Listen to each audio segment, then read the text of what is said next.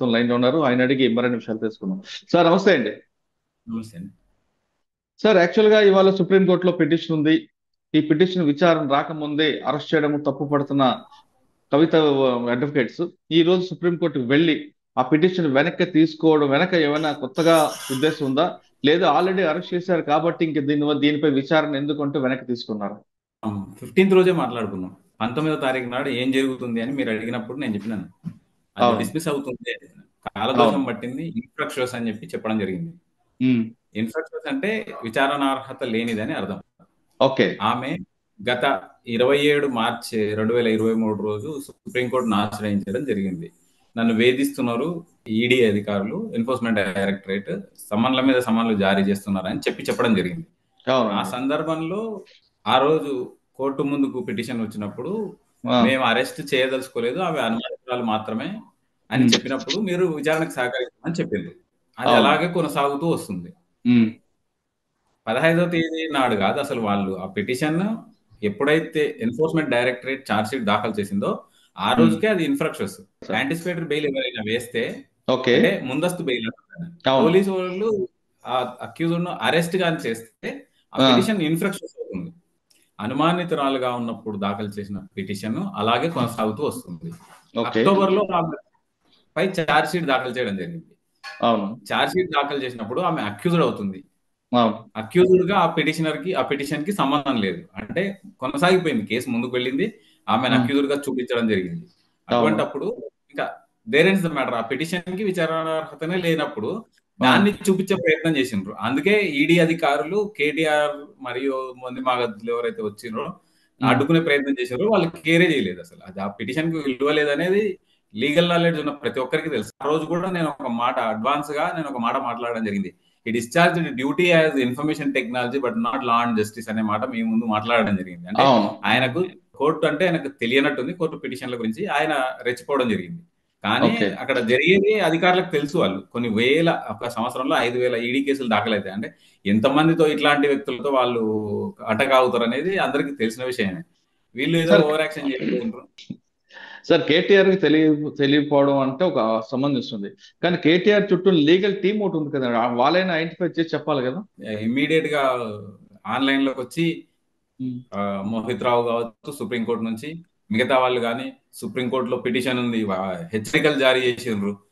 ఆ, ఉమ్. మీరు ఇబ్బందుల్లో పడతారు, మీరు చాలా కష్టాల పాలవుతారు అని అవును. చెప్పినప్పుడు హాస్యాస్పదం అసలు. ఇంకా కొంతమంది సీనియర్ న్యాయవాదులు కూడా ఏం చెప్పిండ్రంటే సుప్రీంకోర్టులో పిటిషన్ పెండింగ్ ఉంది, ఈడీ అధికారులకు కష్టాలు తప్పవు అని కూడా కొంతమంది చెప్పడం జరిగింది. కానీ ఆ రోజు నేను స్పష్టంగా చెప్పిన, ఇన్ఫ్రాక్షన్స్ అది ఎంత మాత్రం చెల్లనేరదు, ఉపయోగం లేని కేసు అది. మళ్ళీ ఇప్పుడు ఈ రోజు వేస్తూ కూడా కేసు ఏం చేసిండ్రు, దాన్ని ఛాలెంజ్ చేయడం జరిగింది. రిమాండ్ అవును. ఛాలెంజ్ చేసేది బాగుండేది. రిమాండ్ ఉమ్. ఛాలెంజ్ చేస్తూ పాత కేసును తిరగదోడుకున్నారు వాళ్ళంతలకు వాళ్ళే. పాత కేసును వాళ్ళే ఈ రోజు విత్డ్రా చేసుకుంటే వాళ్ళ పిటిషన్ కి విలువ లేకుండా పోయింది, రెండో పిటిషన్ కి.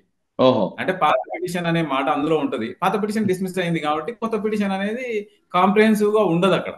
ఈ లీగల్ అచ్చా. గా ఛాలెంజ్ చేయాలి అనుకుంటే అది మళ్ళీ చీఫ్ జస్టిస్ ముందుకు వెళ్తుంది. అది ఎప్పటికో తెల్లారేది. ఇంకా 3 రోజులు మాత్రమే వర్కింగ్ డేస్ ఉన్నాయి. మరొక వారం పాటు ఫుల్లీ హాలిడేస్ ఉంటాయి సుప్రీంకోర్టుకి.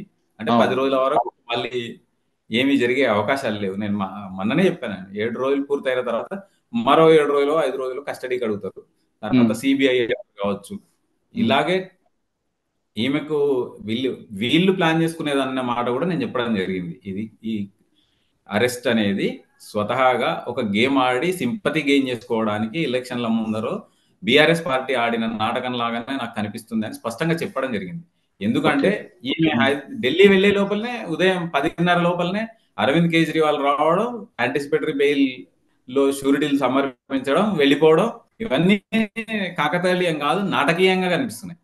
అంటే ఓ. కేసు స్టార్ట్ అయిపోయింది, ఉమ్. మీకు బెయిల్ తొందరగా రావాలని చెప్పి ప్రెషర్ ఆయన మీద పెట్టడంతో ఆయన విధిలేని పరిస్థితుల్లో యాంటిసిపేటరీకి అప్లై చేసుకున్నారు. ఉమ్. ఇక ఈ ఎపిసోడ్ అంతా వీళ్ళు డిజైన్ చేసుకున్నట్టే కనిపిస్తుంది.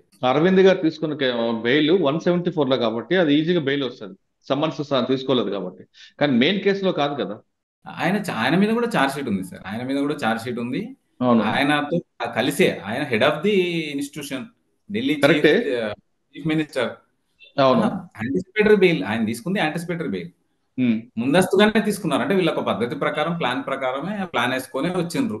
ఉమ్, ఆ కేసులో ప్రణీత్ రావు అరెస్ట్ కావడం వీళ్ళకి ఆశనిపాతమైంది. అంటే day to day information, phone to phone information వీళ్ళకి ఉమ్, ఇచ్చేవాళ్ళు లేకపోవడంతోన వీళ్ళు అనుకున్నది కుదరలేదు. ఏదో అచ్చా. కస్టడీకి ఇబ్బంది పెట్టి గాయ చేద్దాం. లేదు, ఇంత స్మూత్ గా ఇష్యూ వెళ్ళిపోయిందంటే ఫ్లైట్ కూడా ఆమె ఎక్కి వెళ్ళిపోవడం ఇవన్నీ చూస్తుంటే తద్వారా అరెస్ట్ ద్వారా బీఆర్ఎస్ ఏదో లబ్ధి పొందే ప్రయత్నం చేయాలని ఆ సింపతి అందరూ అన్నారు. బీజేపీ రాజకీయంగా కావాలని బీజేపీ బీఆర్ఎస్ రెండు ఒకటి కాబట్టి ఆమెను అరెస్ట్ చేయలేదు. ఉమ్, అయితే బీజేపీ ఉన్న వాళ్ళు కూడా కొంతమంది ఆ రోజు మాట్లాడడం జరిగింది. ఆమెను అరెస్ట్ చేసింటే నష్టం జరగకపోయిండేది, మాకు మేము లాభపడే వాళ్ళం. అంటే ఉమ్, అరెస్ట్ చేస్తే నష్టపోతారు అని బీజేపీలో ఊహ ఉంది కాబట్టి ఎలక్షన్ల ఓకే. ముందు ఆమె అరెస్ట్ చేస్తే బీజేపీ నష్టపోతుందేమో అన్న ముందు జాగ్రత్తగా వీళ్ళు వేసుకున్న స్కెచ్ పూర్తిగా మన్నులో వేసినట్టు అయింది. కాబట్టి అది ఉపయోగం లేకుండా పోయింది. అంటే మీరు చెప్తున్నట్లుగా కవిత కేవలం సానుభూతి కోసం అరెస్ట్ అయిందంటారు.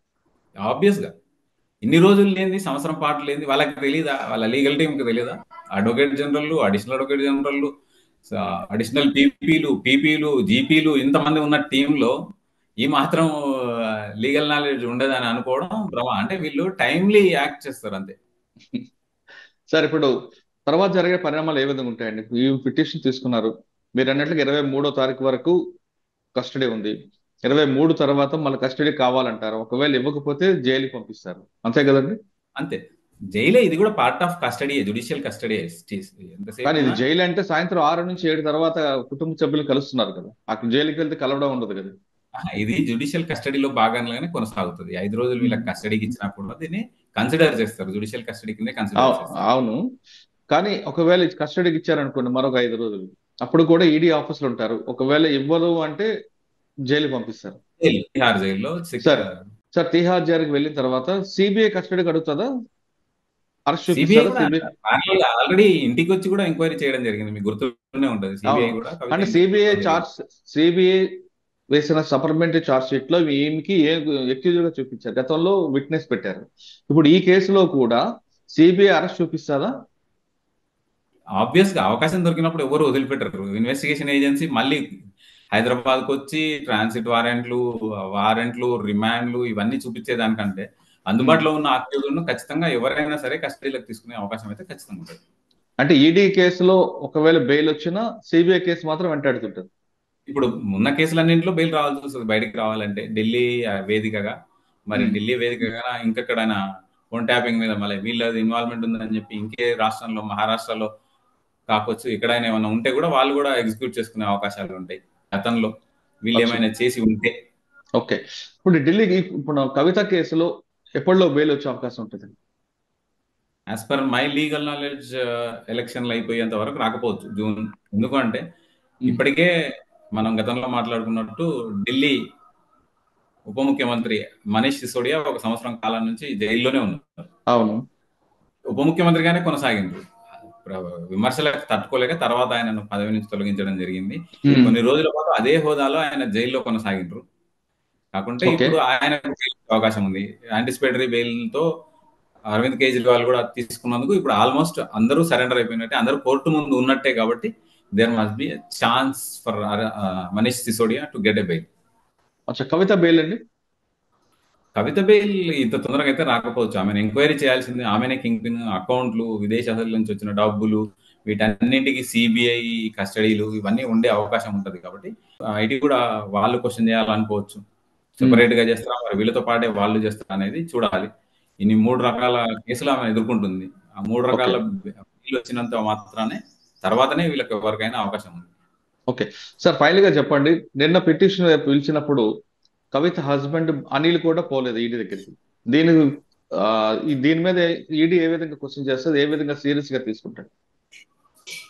డెఫినెట్ గా సహకరించాలి. ఆయన అకౌంట్ 100 కోట్లు ఉన్నాయని ఒక ఇన్ఫర్మేషన్ అయితే వస్తుంది. మరి ఆ ఉమ్. 100 కోట్లు ఎట్లా నుంచి వచ్చినాయి అనేది క్లారిటీ తీసుకోవడానికి గవర్నమెంట్ ఏజెన్సీగా ఎన్ఫోర్స్మెంట్ డైరెక్టరేట్ కి పూర్తి స్థాయి అధికారం ఉంది.